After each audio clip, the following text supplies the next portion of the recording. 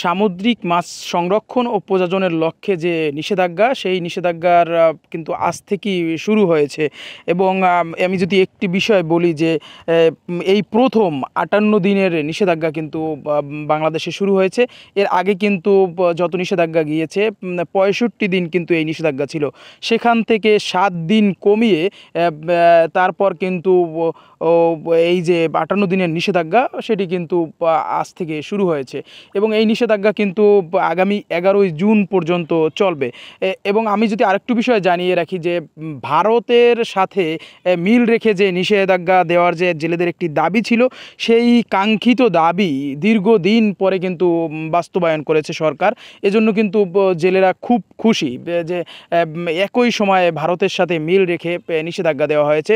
কারণ এর আগে যখন নিষেধাজ্ঞা বাংলাদেশে দেওয়া হয়েছে তখন কিন্তু বাংলাদেশ জলসীমায় ভারতীয় জেলেরা ঢুকে মাছ শিকার করত এবং পরবর্তীতে যখন বাংলাদেশের নিষেধাজ্ঞা শেষ হতো তারপরে কিন্তু তারা সমুদ্রে গিয়ে খালি হাতে তাদের ফিরতে হতো এবং তারা কিন্তু মাছ পেত না এবং হাজার হাজার ট্রলার মালিকরা কিন্তু লসের মুখে পড়েছে এবং জেলেরাও কিন্তু খুব কষ্টে কাটিয়েছে।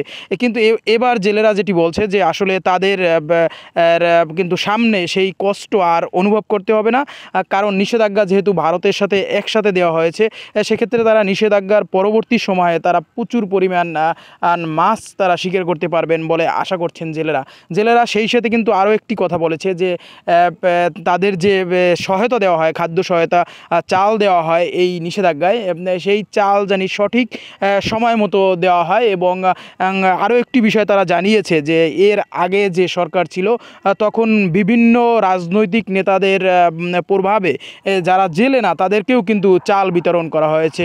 সেক্ষেত্রে কিন্তু তারা একটি দাবি করেছে যে এইবার যেন সঠিক জেলেদেরকে বাছাই করে চাল দেওয়া হয়। এবং আমি যদি বলি যে আসলে এই বরগুনা জেলায় কিন্তু লক্ষাধিকের উপরে জেলে রয়েছে এবং তারা কিন্তু সমুদ্রে মাছ শিকার করে, কিন্তু সেখানে সামান্য কয়েকজনের কিন্তু জেলে কার্ড রয়েছে।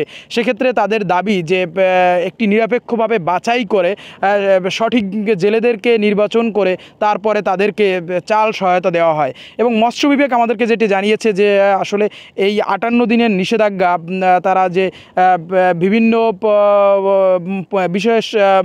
বিশেষজ্ঞদের মাধ্যমে তারা যাচাই বাছাই করে কিন্তু তারা দিয়েছে ভারতের সাথে মিল করে। মৎস্য বিভাগ যেটি দাবি করেছে যে এই নিষেধাজ্ঞার পরবর্তী সময়ে কিন্তু ঝাঁকে ঝাঁকে ইলিশ সহ বিভিন্ন সামুদ্রিক মাছ জেলেরা পাবেন বলে আশা করছেন।